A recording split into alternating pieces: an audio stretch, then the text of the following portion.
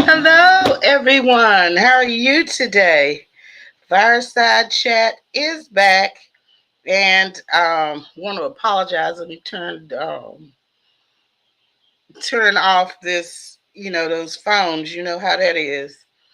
Um, so it's so good to see everyone here again. It's been a while since we've seen you, and for those that celebrate the Gregorian calendar. We see you now this year. Happy New Year to you. Those that celebrate the Hebrew calendar, we will celebrate New Year with you later. So we have a lot of topics to talk about. And hello again to our Save News TV crew on all around the world on Roku TV and Amazon Fire TV. And so we have a lot of topics to talk about, and we're going to get right into it. So these are some of the topics that we're going to talk about today. But first, I need you to.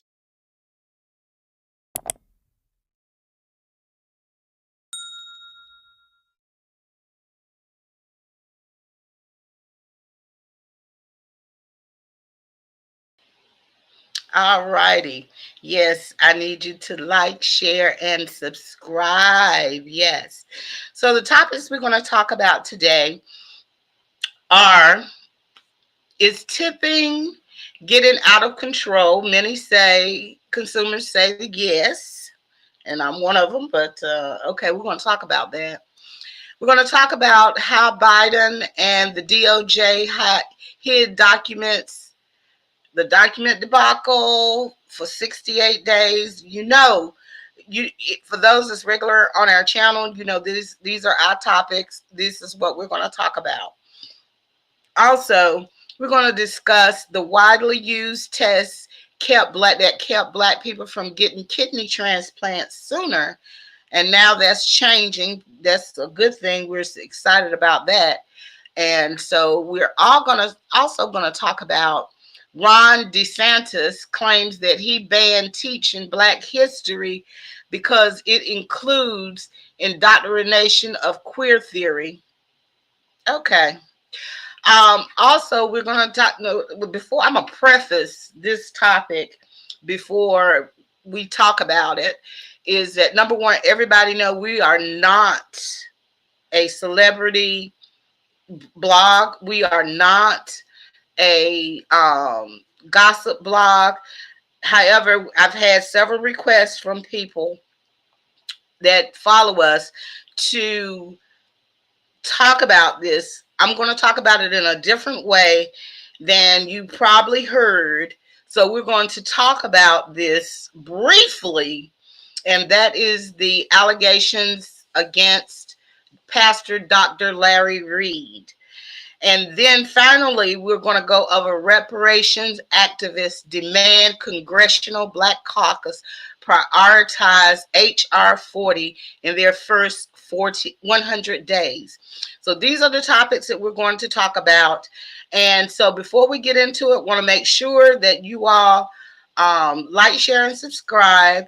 Also, hopefully you are tuning in to our radio station along with Save News TV on Roku and Amazon Fire TV. We know we have hundreds of thousands of people that is more faithful over here. We're more concerned about our that than social media platforms, because we know these social media platforms limit content and things of that nature. So I'm going to play this commercial right quick, and then we're going to get right into our topics for today. Getting bored? Want to enjoy some relaxing music? Do you need to get updated with all the latest news, but don't have enough time to watch TV for hours? Or do you need to get your praise and worship on? We have your solution to your problem. SaveNewsRadio.com got everything you need.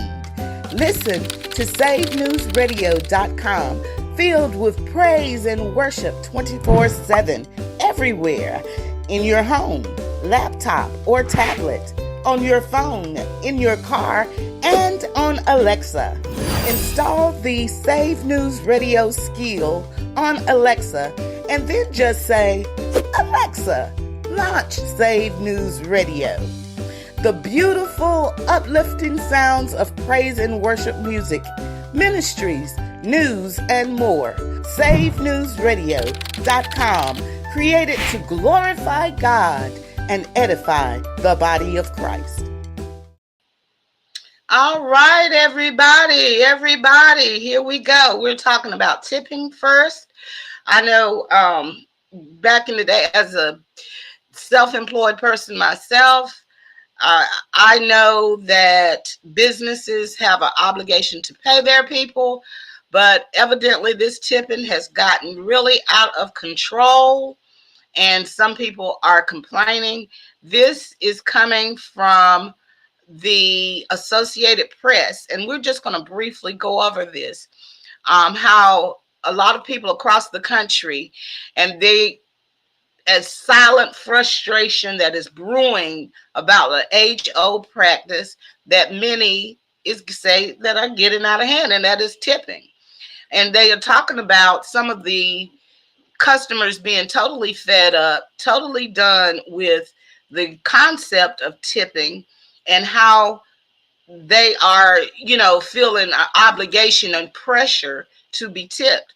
Now, we know that it's a regular practice for restaurants to ask for tips, which I really feel that tipping is based on service and not an obligation, because if you are an employer, you are obligated to pay your people a decent salary that they can live off of.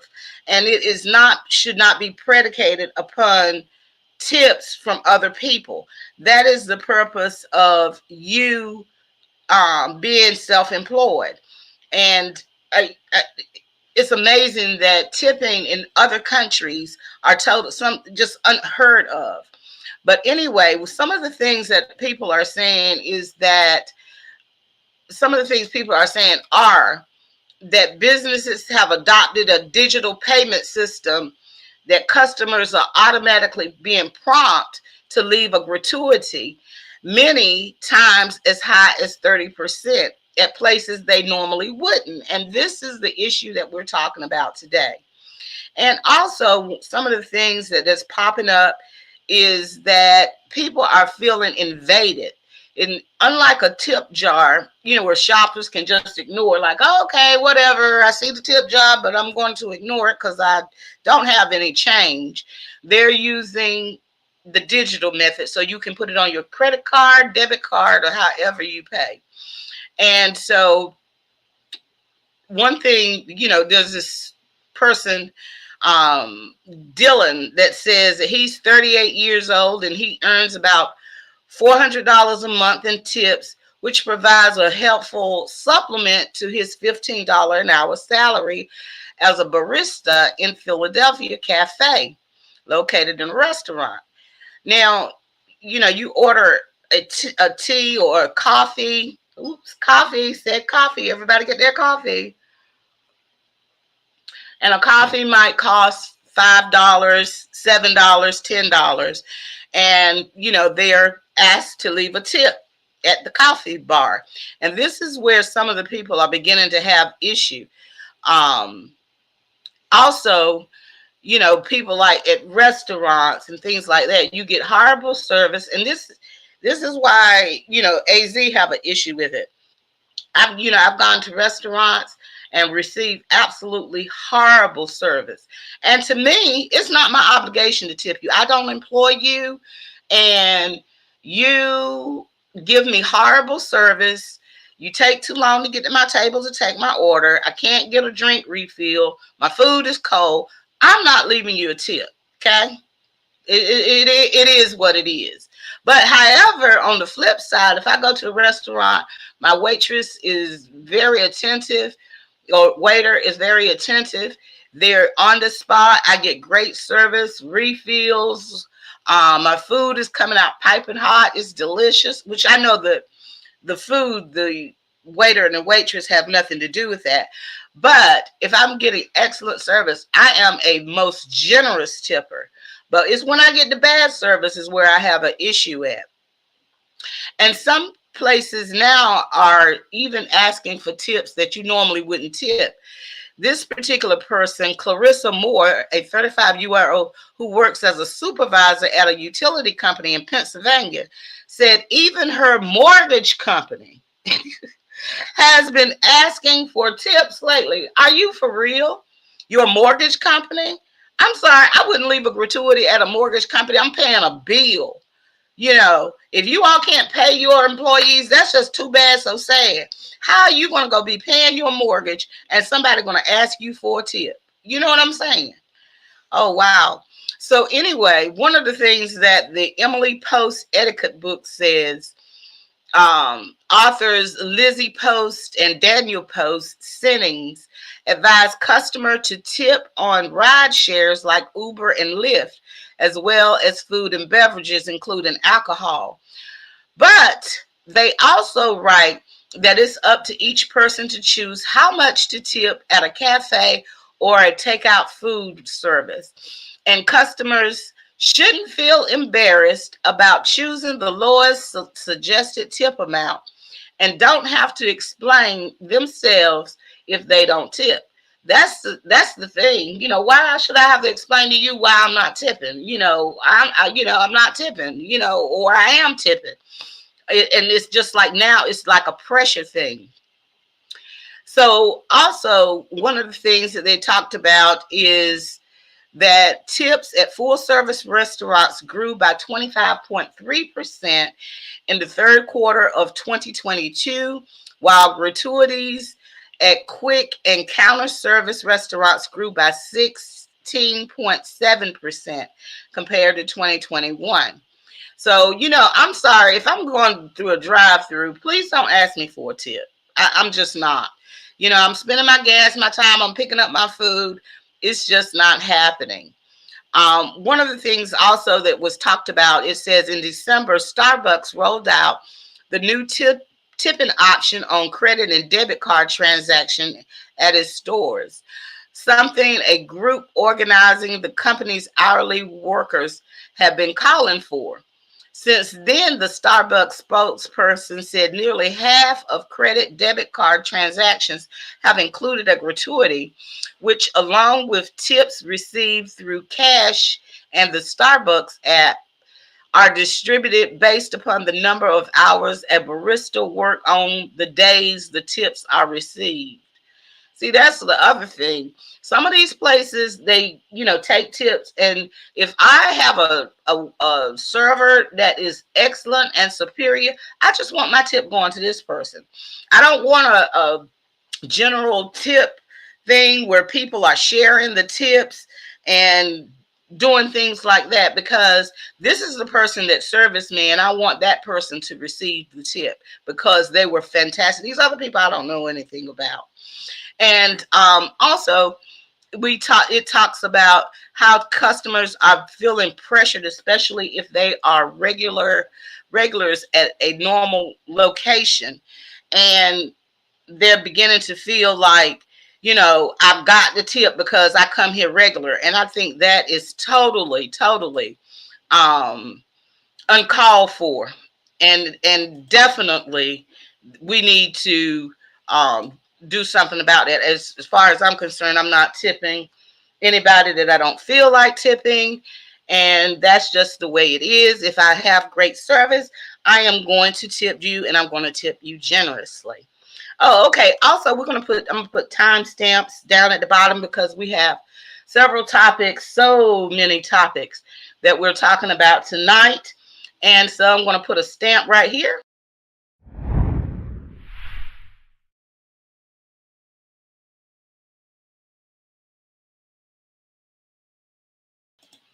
All righty then. So our next topic on the docket is the widely used test that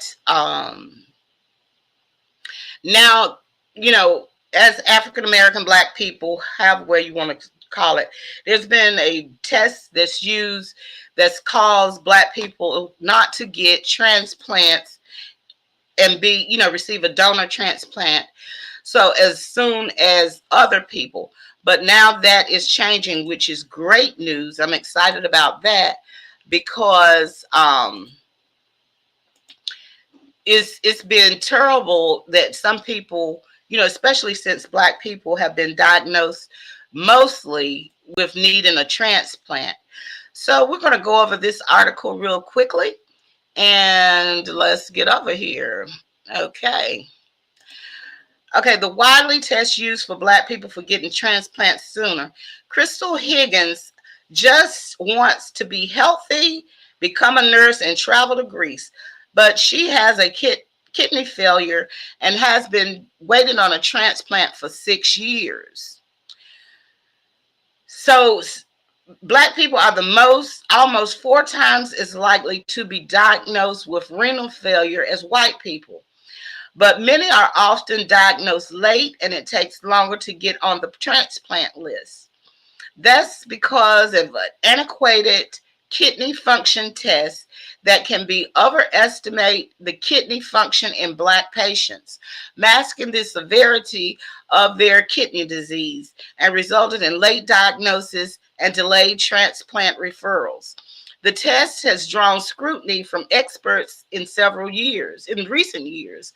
Last summer, the Organ Procurement and Transplantation Network Board, which links transplant centers and develop policies, prohibit use of this calculation.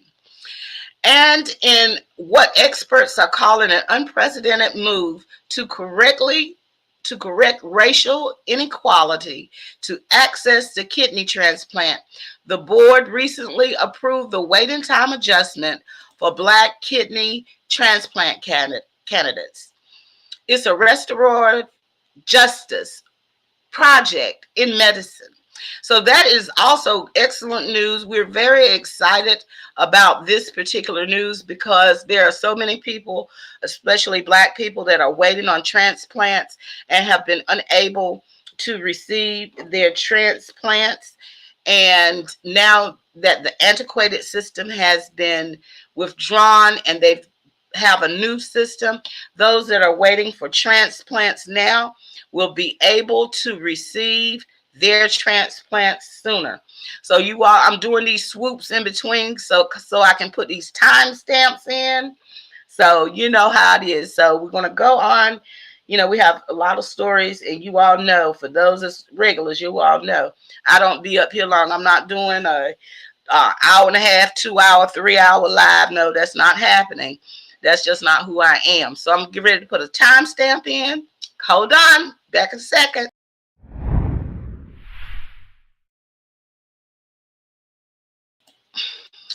All righty then.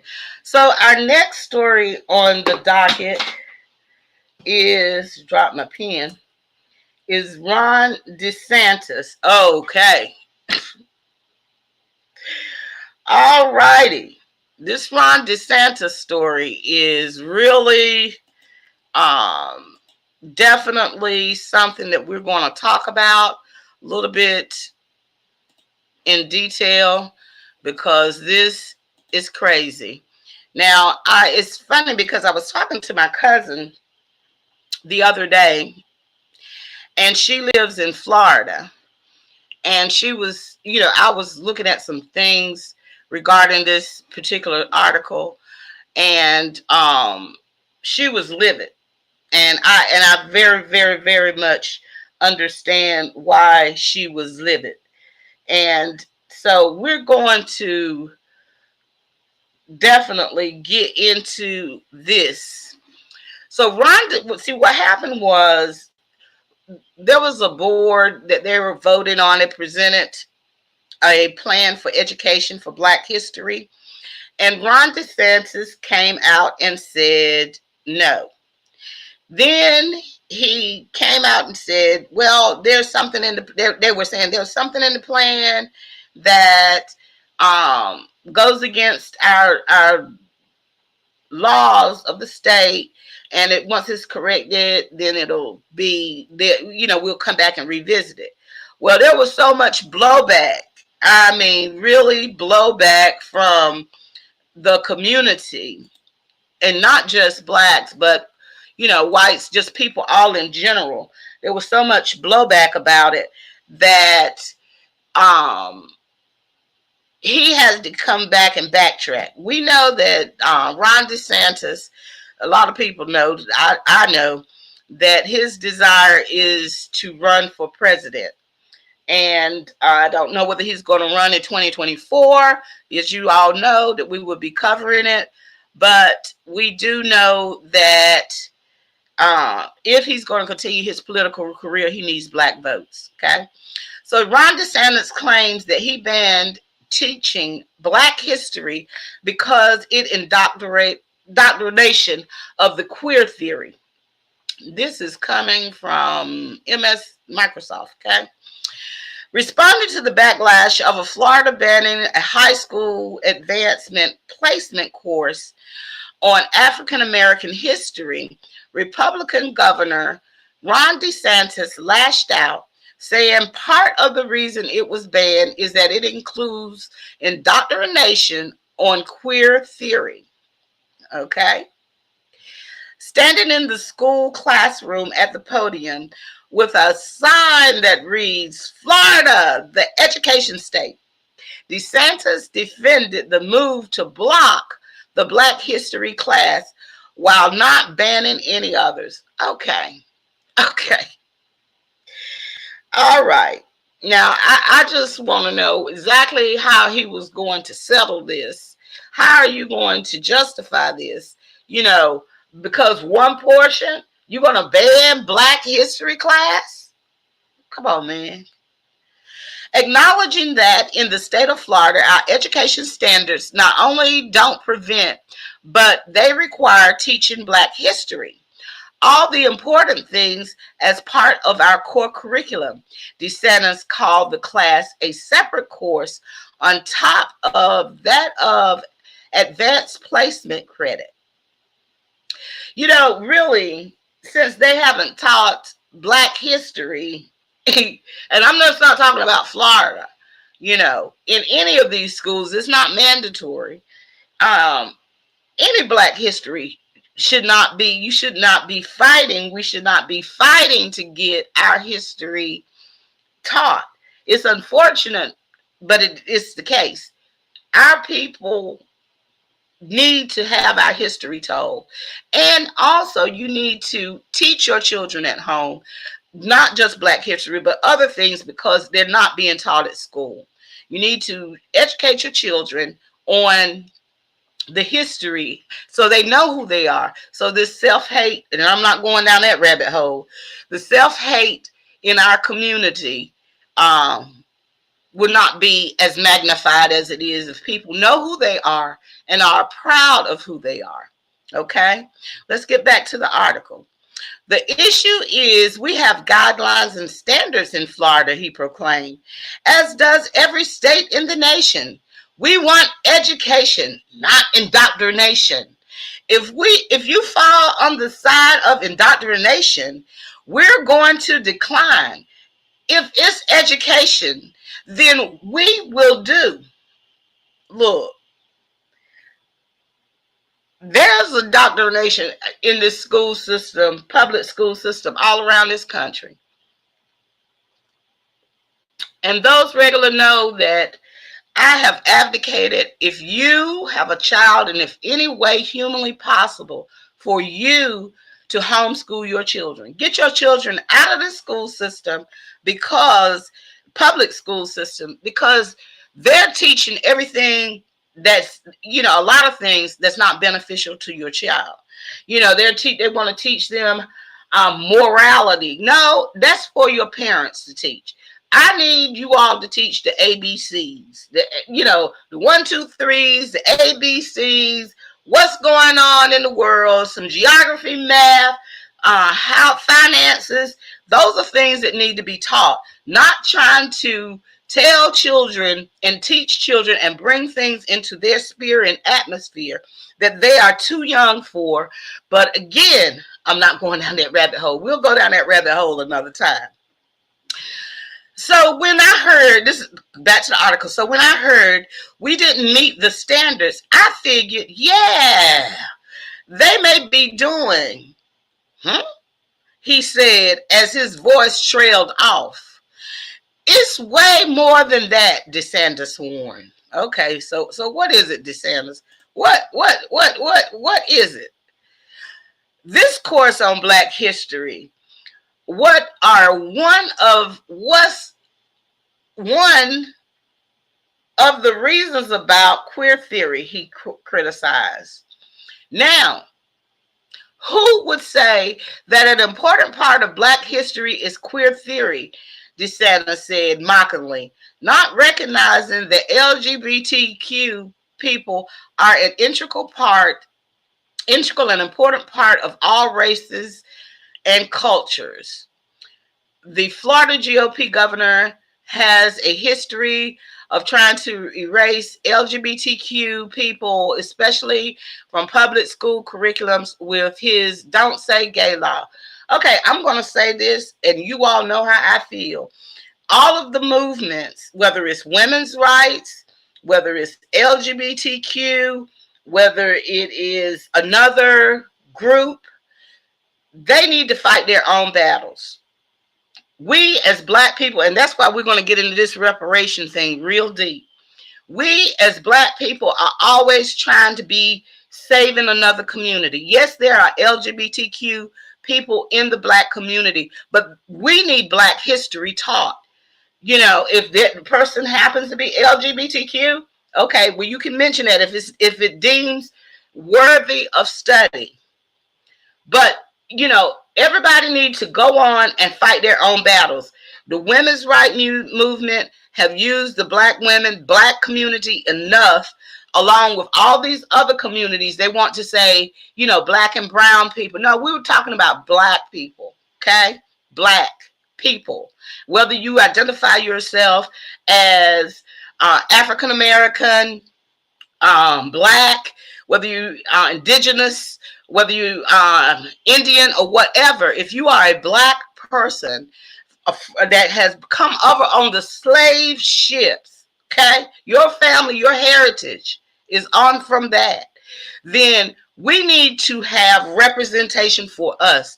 Our representatives need to represent us and not everyone else. They have their representation. They have their people that do and fight for them. We need to be smart and stop fighting for everybody else, because everybody else isn't fighting for us. But y'all know how I feel about that. And let's get back to this article. So anyway, and so we're on. That's the wrong side of the line for Florida standards. We believe in teaching children facts and how to think, but we don't believe they should have an agenda imposed on them. When you try to use Black history to shoehorn the queer theory, you are clearly trying to use that for political reasons, political purposes. Governor DeSantis studied the history at Yale and taught history at a private college prep school in Georgia. Last week, White House Press Secretary Karine Jean-Pierre blasted DeSantis, saying, let's not forget, Florida didn't block AP European history. They didn't block our music history. They didn't block our art history. But the state chooses to block a course that is meant for high achieving high school students to learn about the history of arts and culture. Well, we want to learn, as far as Black history go, we want it to be more than art and culture. We want it to be about Black history, the accomplishments of the Black people that have been enslaved, that have been unjustly brought into this country and underrepresented and also not receiving their due diligence of things that is rightfully belong to them, and that includes reparations. And we're going to get to that in a minute. But anyway, I'm going to remember to like, share, and subscribe the video. We're going to do a quick sweep so I can put a timestamp here.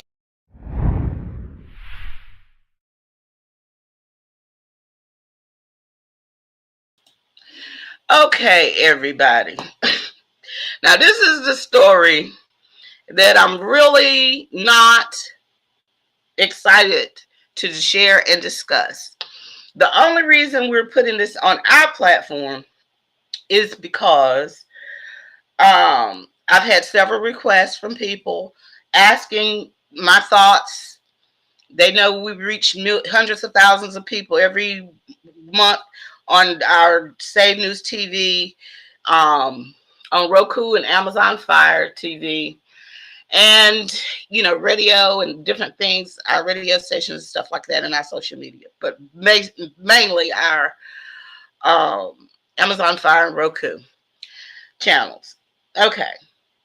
Now, I'm not going to go into a lot of detail about this, because what I'm going to do is I'm going to allow you to, I'm going to give the information so that you can go to different sites. And this is the allegations inappropriate towards a minor by Pastor Dr. Larry Reid. And the other reason why I honored this request, because I do get requests sometimes, is because we are, a Christian channel, and this does impact the Christian community. However, like I said, we are not a gossip blog. We are not a celebrity news, and we really focus our attention on other things other than this. But since I know many of you are members or follow Pastor Dr. Larry Reid and everything, I'm going to talk about it briefly. Okay. So anyway, we have Pastor Dr. Larry Reid, and he is a pastor of basically online church, and he also pastors across different areas, going to speak into several areas. He also is a YouTuber. He's an actor, and he's been around for a while. He's well respected within the communities, certain communities. And so when several years ago, a blogger by the name of Daryl Moore broke this story, and there was some legal actions that took place that caused, and they came to a consensus that caused the story not to be brought forward anymore. Well, now we have Tasha K, who is also a blogger, and a lot of people know her by the Cardi B settlement lawsuit that she lost. And so anyway, Tasha K picked up the story. Now, because of you all's request, I have been deep diving this story. And what I'm going to say is that, first off, what I'm going to say is,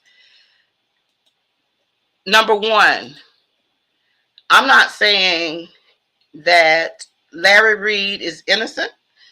I'm not saying that he's guilty. I do not know. What I'm going to do, because you audience, you know how we do. We dig deep on facts. We go deep. We research. We do our own research and make up our own minds and decisions based on the information that we receive. So with this, I'm going to do the same thing. There's no difference in this. I don't have a dog in this fight, and so I want you to make your own decisions. But remember, whether it's Larry Reid, your local pastor, or someone you follow on social media or whatever, this is a man. And first and foremost, your obligation to those that serve the Lord is to the Lord and not any man. All right? So what I have found during my research, and it's really sad, is that there has been clouding of the water, as I say, clouding of the water on this subject. You have people either on this side or that side, and they want to make this totally about Miss Tasha K. It's not about Tasha K. There was a gentleman that she interviewed that stated that he was touched, he was inappropriate relationships coerced by Larry Reid. Now that is his story. And Larry Reid, in turn, came and gave his explanation as to what happened. And as you know, I put the link in the chat to Larry Reid's explanation. I'm also going to put the link in the chat that is Tasha K interview with the alleged accuser. Okay. Now, one thing, a lot of people are taking sides because they either don't care for Tasha and they're trying to make it about her and some other bishop.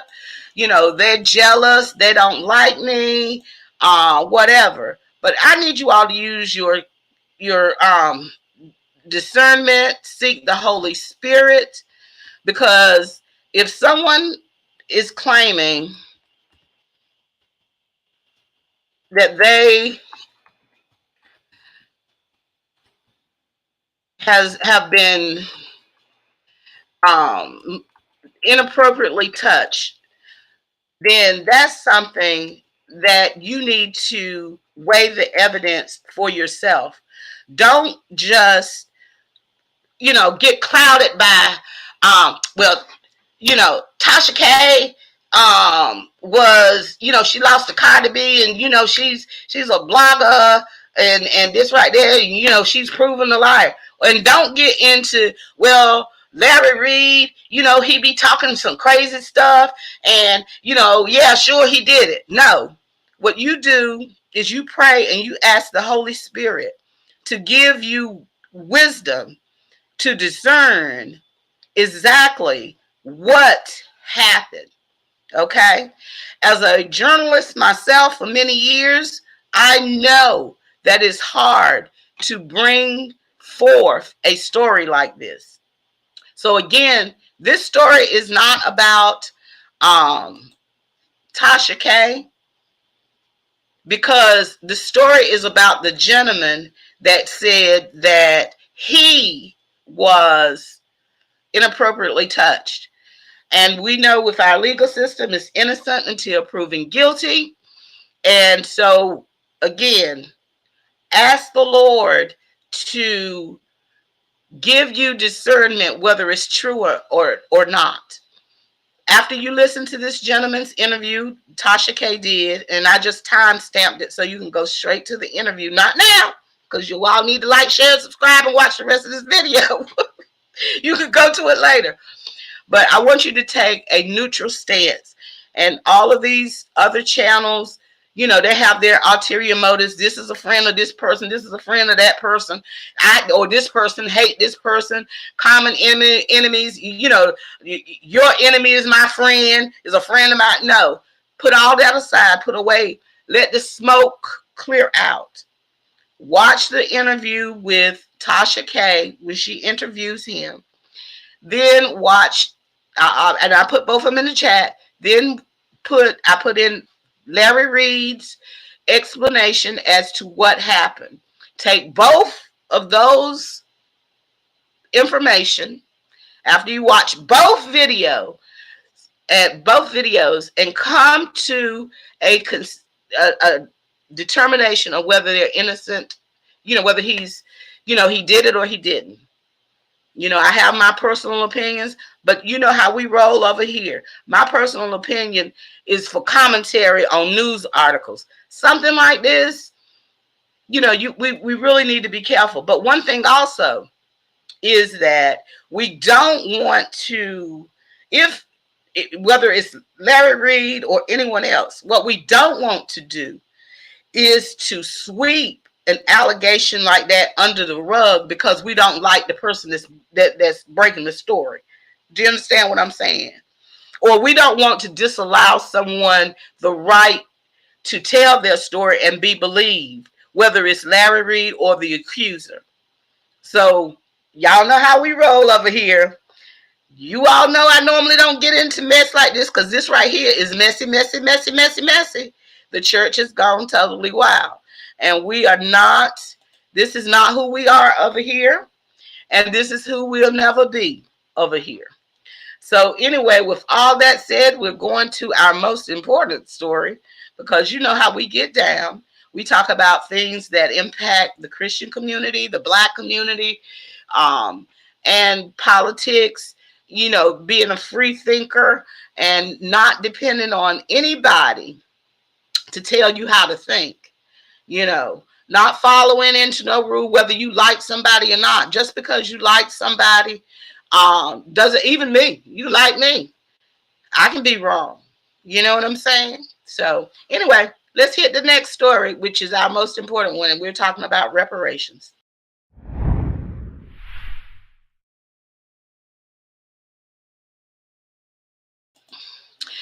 Okay, everybody, this is our last story, and we are talking about reparations because we have talked about reparations for a very long time. And as I stated earlier in my earlier video, that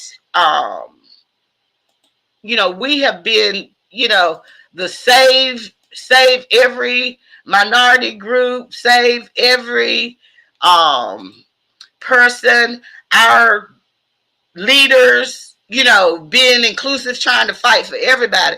It's time to fight for us. Over 400 years, we need to be paid. And I'm glad when I saw this story come up, I was like, yep, it is time for fireside chat again because this is how we get down, y'all. Okay, so this is our story here that's coming through. Reparation activists demand the Congressional Black Caucus prioritize H.R. 40 in the first 100 days. Yes, yes, yes. This is coming from Tag 24 News.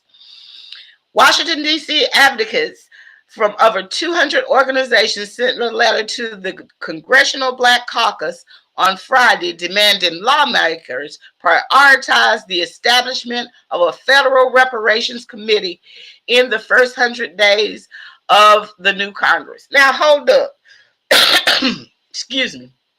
Now, that all sounds good, but, we don't need another committee. We need a check. We need our 40 acres and a mule, okay? Don't, you've studied it. There's been committees. No, we need a check. Like I said, before midterms and before the presidential election, and as we go forward as 2024, because they're getting ready to ramp up ads. Find out where your politician stands on issues that matter to you.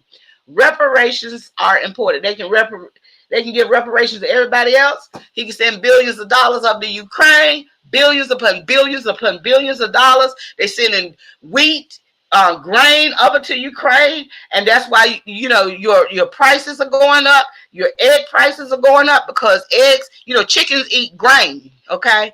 But they're sending them all out, sending out oil to China, sending everything everywhere else. But they're not giving us reparations. You can give people money to cross the border illegally, give them hundreds of thousands of dollars, in a lawsuit. No, it is time for us to receive reparations. All right. So on Friday, this is what happened. HR 40, the Commission to Study and Develop Reparations Proposal for African Americans Act, had a record 196 co-sponsors in the House, the U.S. House, and even more confirmed yes votes at the close of 2022. Nevertheless, the House leadership failed to bring the legislation to the floor. Now, I'm gonna tell you, you all get out here, and y'all know how I feel, and vote for these people because they tell you, we're the party of the black people. Ain't nobody the party of the black people. These are two wings, and who you need to put in office are ones that's going to work for you. And as we get closer to the political season, I'm going in. All right. Entering the 118th Congress. And, let me stop here and say this. The Democrats had both the House and the Senate, majority vote for 2 years. They just lost, what's the name? So they tell you, we are for you. We are for you. We're here to make your life easier. We're going to do this. We're going to do that. We're going to do this. They had the majority to make this happen in 2022. But then you notice the thing of it is, they had to vote so they can say, oh, I voted for it. And then what they're going to do is they're going to say, oh, we're going to blame the Republicans in 2024 for the presidential elections. No, don't be fooled. Don't be deceived. It never made it to the floor. They did not bring the legislation to the floor to be voted on so it can pass. That wasn't by mistake. And I know you all know this, But anyway, entering the 118th Congress, reparation advocates are calling for swift action on a demand more than 400 years in the making, urging the 57-member Congressional Black Caucus to champion the cause. As should be recognized, African descendants in the United States have been subjected to centuries of racial terror, oppression, exploitation from the Transatlantic Slave Trade and enslavement, eugenics, failed Reconstruction, Jim Crow, war on drugs, and other racial discrimination, the letter says. If passed, HR 40 would compel the federal government to acknowledge and develop policy proposals to address the legacy of historic harms and present-day racial policies to continue to impact the Black Americans. Mark disparities in wealth, income, education, incarceration rates, and more are tangible results of the United States' failure to account for generations of racial abuse, a cycle of injustice. Reparations advocates are fighting to break. Yes, we need reparations. Popular and political support for reparations study commission has grown considerably in the aftermath of George Floyd's slaughter in May 2020. The Democratic National Committee reaffirmed its support for reparations in March 2022. A group of U.S. senators led by Cory Booker officially called on President Biden to establish a commission by executive order in June 2022. The United Nations in August 2022 declared that the time is now for the U.S. reparations commissions to be formed. Let me stop here. Look, I'm going to tell you, I'm going to make it easy for you. You give me my 40 acres and a mule, okay? Give me my 40 acres and a mule, what was promised, what was in the thing. We don't need another study. I have the DNA test. I can trace my family back all the way to the coast of Africa, okay? I know everybody can't do that, but we can. My family can. Just give me my 40 acres and a mule. All this other stuff is fluff. And make it, try to make it sound good, so when it's time for elections again, they'll push it off again, push it off again, push it off again. What more you got to talk about? It's been over 400 years. What more is there? Why you need a committee to discuss that you owe us? Okay. Black voters have also indicated their desire for action, naming reparations as the single most important issue in a CBC poll from July 2021. Okay, hold it right there. It's evidently, it's important. If that is your number one desire for action, then how did you go vote in 2022 for the same people that had control for 2 years and still didn't get it done? Okay, didn't even bring it to the floor to be voted on. That's just like going out and saying, okay, I'm going to put gas in my car, but I don't have any tires on it, so I still can't go nowhere. You see what I'm saying? Insane. Insanity. People, we need to wake up. Okay. All the while, the movement for reparation justice in the United States has expanded across racial, socioeconomic, regional, and faith-based lines. The latest letter to Congress calls on CBC members to follow the will of the people they represent and make reparations a top priority in their legislative advocacy. So we look at this tweet by the Black Caucus, which legislative priority of the Congressional Black Caucus do you want to hear more about and remain most important? Reparations was 57.5%. Voting rights, 32.1%. Infrastructure, 5.6%. George Floyd Act, 3.7%. See, this is the thing. You give us our 40 acres and a mule, I don't have to worry about no infrastructure. Well, we can assist with the infrastructure. But it is time. This other stuff, voting rights, really? We already have voting rights. Come on, stop. But the voting rights need to be now is to stop voting for these people that promise you that they're going to do this, that, and the other, and then you see that they don't do it year after year, 400 years ago. Reparations advocates lay out two-pronged strategy for success. I mean, why? This is the thing. Why are we begging these people to reparate us when they know they owe us? The United States, they know they owe us. You going to work every day so that billions of your tax dollars can be sent to Ukraine and other places,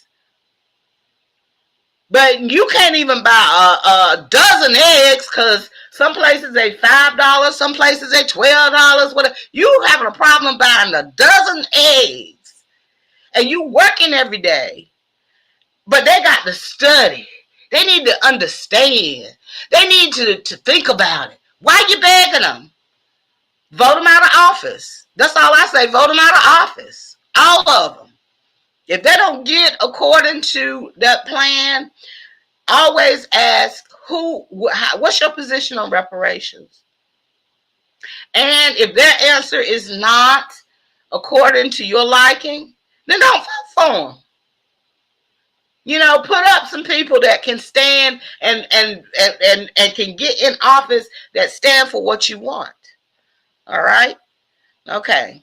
Even though a reparations committee was listed as a tenet of the 2020 Democratic platform and Biden's 2020 presidential campaign, politicians have failed to deliver on that promise. Look, y'all get your coffee. We know they were going to fail. They purposely failed. 2020. They failed on the promise. They had a commission in 2020. Okay. Then they 2022, they got all the power, but they didn't bring it to the floor. You are not a priority to them. And as soon as you realize this, the better off you're gonna be. Okay? And as much as you all want to believe, the Democrats are the party of slavery. Okay? And that's why they ain't trying to give you no reparations, regardless of what they say. Want to keep you impoverished, begging them for something that they owe you. All right? That's where the CBC can step up efforts towards a commission following a two-pronged strategy. One, fighting for the passage of H.R. 40 in the House within the first 100 days of the new Congress, and exerting pressure on President Joe Biden to enact a federal reparations committee by executive order. A committee?